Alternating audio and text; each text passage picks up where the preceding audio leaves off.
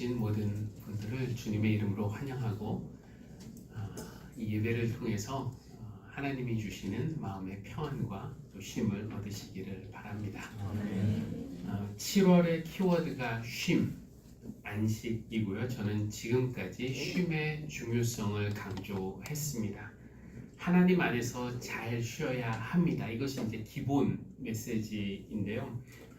오늘이 7월 셋째 주일이니까 7월 들어서 벌써 주일에 2번 그리고 수요일에도 2번, 4번이나 쉼의 중요성을 강조하고 있는데 여러분 어떻습니까? 7월에 여러분은 좀 잘 쉬어야겠다, 하나님 안에서 내가 잘 쉬어야겠다 라는 그런 어떤 의도적인 노력을 하고 계십니까?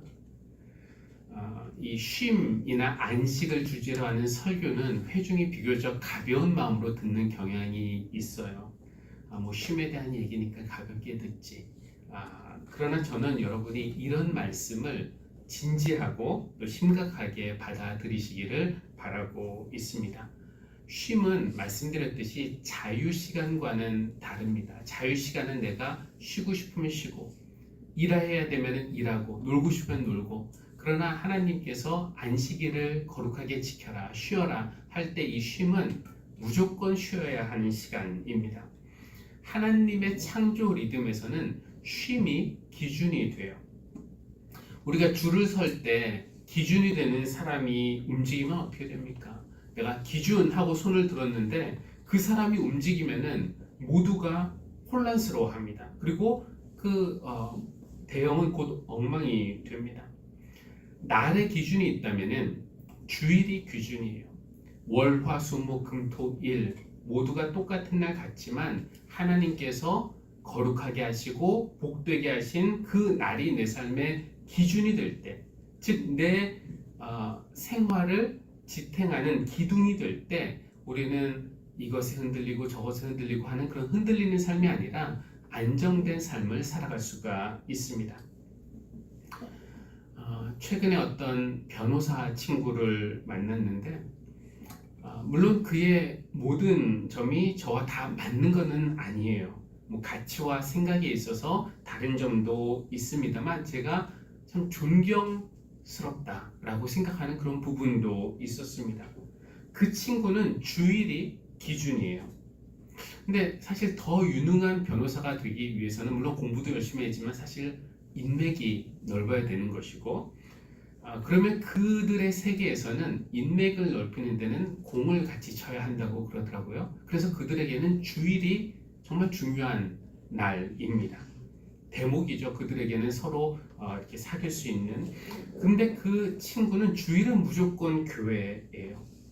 뭐 아침 일찍 잠깐 일부 예배 드리고 오후에 또 공을 쳐도 되는 거 아니냐라고 사람들은 이야기하지만 그 친구는 주일에는 예배 드리는 거, 교회학교 고등부 교사로 봉사하는 것, 또 법률 선교회에서 상담하고 봉사하고 선교하는 것, 이것을 그의 삶의 우선순위로 정했습니다. 그 기준으로 그 날을 딱 정하니까 이런저런 유혹이 들어와도 흔들리지가 않아요. 주일 아침 7시부터 오후 2시까지 그 시간이 그에게는 일주일에 있어서 기준이 딱 된 거예요. 우리는 보통 일을 내 삶의 기준으로 삼죠. 근데 일이 아니라 쉼을 기준으로 삼아야 한다라는 것입니다. 근데 이제 우리가 그래도 되나? 이제 싶은 생각이 들긴 하지만 여기에는 신학적인 의미가 있어요. 일을 기준으로 삼는 사람은 내가 내 삶의 중심이 되려는 사람입니다. 그러나 쉼을 기준으로 삼는 사람, 이때 이 쉼이라는 것은 하나님 안에서 쉬는 쉼을 기준으로 삼는 사람은 어떻게 합니까? 하나님이 정하신 시간에 하나님 앞에 나오는 것, 나와서 나는 하나님의 피조물이고 하나님은 나의 하나님이십니다 고백하는 것. 그 시간에 내가 하나님 앞에 있으니까 고백하죠. 나는 일하는 기계로 하나님이 나를 만들지 않으셨습니다. 나는 쓸모가 다하면은 갈아치워도 좋은 그런 부품이 아닙니다. 나는 하나님의 존귀한 자녀임을 알고 있습니다. 그래서 이 모든 나의 삶의 모든 것은 내가 어떻게 하느냐 여기에 달린 것이 아니라 하나님에게 달려 있습니다 라는 그런 고백, 이것이 쉬는 시간에 우리가 하는 일입니다. 내가 누군지 알고 하나님이 누군지 알고 누가 주인인지 아는 것이죠. 이게 쉼의 의미인데 그런 사람은 하나님이 주인이심을 알아요. 하나님께서 삶의 주인이시고 내 시간의 주인이시고 역사의 주인이심을 아는 것입니다. 그러니까 내가 아무리 바벨탑을 높게 쌓아도 하나님이 손가락 하나 까딱하시면은 그냥 내가 쌓은 거 다 무너지는 것이고, 하나님 내가 아무리 일찍 일어나서 수고해서 많이 모아도 하나님께서 불어버리시면은 다 새나가고 날아가게 되는 겁니다. 우리가 시편 127편 말씀도 여러분 기억하십니까? 쉼과 관련해서 매우 중요한 그런 말씀인데, 주님께서 집을 세우지 아니하시면은 집을 세우는 자의 수고가 헛되고, 주님께서 성을 지키지 아니하시면은 파수꾼에 깨어 있음이 헛된 일이다, 이렇게 말하죠. 일찍 일어나고 늦게 눕는 것, 새벽부터 밤늦게까지 일하는 것이죠. 먹고 살려고 애쓰고 수고하는 것이 모두 헛된 일이다. 그런데 하나님께서는, 주님께서는 사랑하시는 사람에게는 그가 뭐하는 동안에도, 잠을 자는 동안에도 복을 주신다는 거예요. 저는 여러분이 내 인생 내가 어떻게 해봐야지 하면서 열심히 일하지만 별로 성과가 없는 이런 삶이 아니라, 정말 하나님의 사랑을 받아서 일할 때는 기쁘게 또 성실히 일하지만 푹 쉬어도 하나님의 복이 끊어지지 않고 계속 공급받는 그런 사랑받는 자녀들이 다 되시기를 축복합니다. 그런데 오늘은 여러분, 그래서 쉬십시오가 아니라 쉬게 하십시오라는 말씀을 드리고 싶어요. 우리에게는 쉬어라, 안식일을 지켜라, 이 명령만 있는 것이 아니라 먼저 쉰 사람으로서, 하나님의 쉼을 경험한 사람으로서 이제 다른 사람을 쉬게 하라는 그런 부르심도 우리에게는 있습니다. 어떻게 하면은 타인을 쉬게 할 수 있을까요? 어떻게 하면은 내 앞에 있는 그 누군가의 마음을 시원하게 가볍게 해줄 수 있을까요? 오늘 우리가 아브라함의 이야기를 창세기 18장에서 읽었는데 인상적이었던 것들 중 세 가지를 좀 나누고 싶습니다. 첫째는 아브라함이 그 나그네들을 쉬게 했는데 그렇게 할 수 있었던 이유가 자신이 먼저 쉬었기 때문이라는 것이에요. 오늘 말씀 1절에 보니까 주님께서 마므레의 상수리나무 곁에서 아브라함에게 나타나셨다. 한창 더운 대낮에 아브라함은 자기의 장막 어귀에 앉아 있었다. 시간은 한창 더운 대낮이었고 아브라함은 일상의 활동을 멈추고 자기 장막 어귀에 앉아 있었습니다. 이거 쉬고 있었다는 말이죠.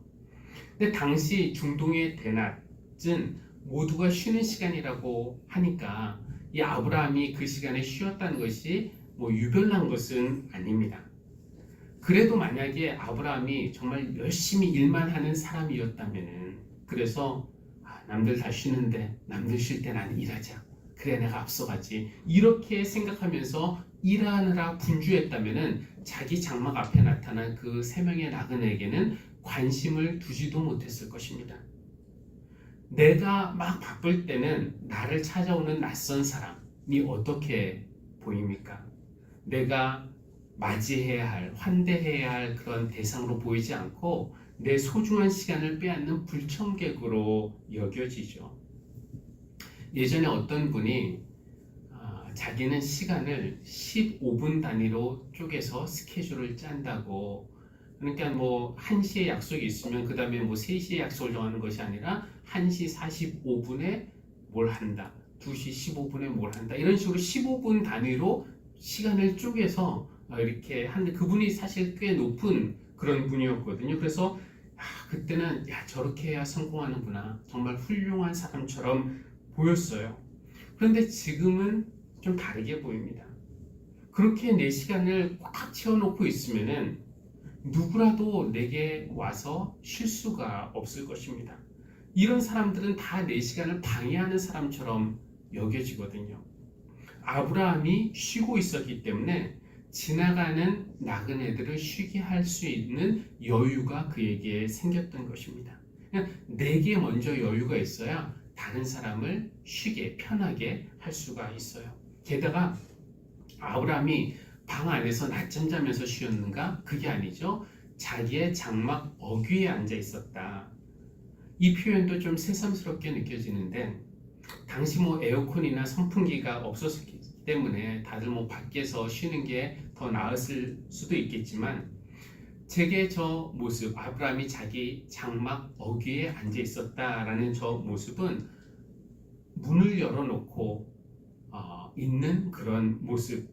혹시 누군가 지나간 사람에게 쉼이 필요하면은 언제든지 쉼을 제공할 준비가 되어 있는 그런 모습으로 보입니다.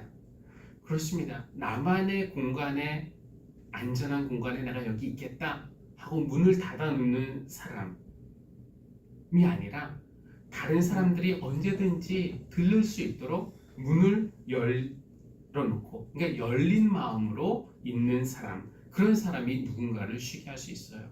열린 마음으로 여유를 가지고 있는 사람이 누군가를 쉬게 할 수 있다. 아브라함에게서 그 모습을 보게 됩니다. 두 번째로 이제 아브라함에게서 인상적이었던 것은 그가 한 말인데요. 5절에서는 이렇게 말합니다. 이렇게 이 종에게로 오셨으니 좀 잡수시고 기분이 상쾌해진 다음에 길을 떠나시기 바랍니다. 저는 이 말이 참 좋아요. 우리가 살아가면서 사람들과 만나는데, 그가 나를 만나기 이전보다 나를 만난 다음에 더 상쾌해진 나면은 그 얼마나 그게 좋은 일입니까? 근데 이 상쾌하다 이 말이 어떤 말과 같냐면은, 하나님께서 일곱째 날 모든 일을 마치시고 일곱째 날 쉬셨잖아요. 그때 이제 일을 다 마치고 숨을 돌리신 것, 이게 상쾌해지는 것입니다. 누군가 만약에 저에게로 와서 저 목사님만 만나면은 긴장되고 겁이 나, 저 목사님과 이야기하면은 오히려 더 답답해져, 저 목사님 앞에만 가면 나는 작아지고 죄인인 것 같아, 이렇게 느낀다면은 안 되겠죠. 누군가의 숨을 막히게 하는 그런 사람이 아니라, 그가 숨을 쉬게 함으로써 그를 가볍게 하고 상쾌하게 하는 그런 쉼터와 같은 사람이 될 수 있다면은 그것은 정말 복된 일일 것입니다. 그런데 이 마음, 지금 아브라함이 나그네에게 했던 그 말, 나에게 오셨으니 좀 잡수시고 상쾌해진 다음에 길을 떠나십시오. 이 마음은 곧 우리를 향한 하나님의 마음이기도 합니다. 하나님도 우리가 지금 하나님께로 왔잖아요. 왔다가 이 시간에 끝나고 주일 예배를 드린 다음에 세상에 나아갈 때 더 지친 모습으로, 더 짓눌린 마음으로, 더 피곤한 얼굴로 돌아가기를 원하실까요? 당연히 아니죠. 하나님이 우리에게 이렇게 나에게 왔으니 충분히 쉬고 마음 놓고 또 은혜 풍성히 받고 상쾌해진 다음에 숨 돌린 다음에 이 세상에 나아가라. 이것이 우리를 향한 하나님의 마음인데, 이 마음이 아브라함에게도 있었고 또 우리에게도 있기를 바랍니다. 예전에 어떤 가수가 내 속엔 내가 너무도 많아 당신의 쉴 곳 없네, 그렇죠? 내 속엔 헛된 바람들로 당신의 편한 곳 없네 라는 노래 불렀는데, 그 노래 가사가 가시나무인데, 가시나무 같은 사람이면은 남을 쉬게 할 수 없지만 그게 아니라 잎이 무성한, 그래서 그늘을 만들어 줄 수 있는 그런 나무 같은 사람들이 우리가 다 되기를 바랍니다. 세 번째로 이제 아브라함에게 있어서 인상적인 모습은 그가 종처럼 섬겼다라는 것인데요. 당시 아브라함은 사라이의 남편만이 아니었어요. 비록 자식은 없었지만 그는 큰 부족을 이끄는 족장이었습니다. 많은 종들을 가지고 있었고 가축들을 거느린 부자였고요. 그 집에는 사병들도 있었잖아요. 군인들도 있었는데, 그러니까 아브라함은 지도자입니다. 그런데 정체를 알 수 없는 그 세 명의 나그네들 앞에서 섬기는 모습이 족장의 모습으로 그냥 왔으니까 드시오 가시오 화인들에게 다 맡기지 않아요. 그가 섬기는 모습이 종의 모습과 같습니다. 그들을 섬기기 위해서 얼마나 바삐 움직이는지 오늘 표현해 보면은 2절에 보니까 그들을 보자 장막 어귀에서 달려나갑니다. 그리고 6절 아브라함이 장막 안으로 또 뛰어들어가요. 그 다음에 7절에서는 아브라함이 집짐승 떼가 있는 곳으로 달려갑니다. 하인에게 주니까 하인이 재빨리 그것을 잡아요. 이렇게 분주하게 움직일 뿐 아니라 그들을 섬기기 위해서 분주하게 움직일 뿐만 아니라 또 음식을 차린 후에는 어떻게 합니까? 그들이 나무 아래서 먹는 동안에 아브라함은 서서 시중을 들었다 라고 되어 있습니다.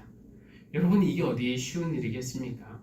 내가 대접받을 위치에 있다 라고 생각하는 사람은 다른 사람을 쉬게 하지 못합니다. 섬김 받는 것만 좋아하고 당연히 내가 섬김을 받을 위치에 있지 이렇게 생각하는 사람, 또 내가 족장인데 어떻게 내가 막 뛰어다니냐 체면을 생각하는 사람은 다른 사람을 시킬 줄만 알지 남을 섬길 마음이 없기 때문에 또 그것을 위해서 수고할 생각이 없기 때문에 남을 쉬게 하지 못합니다.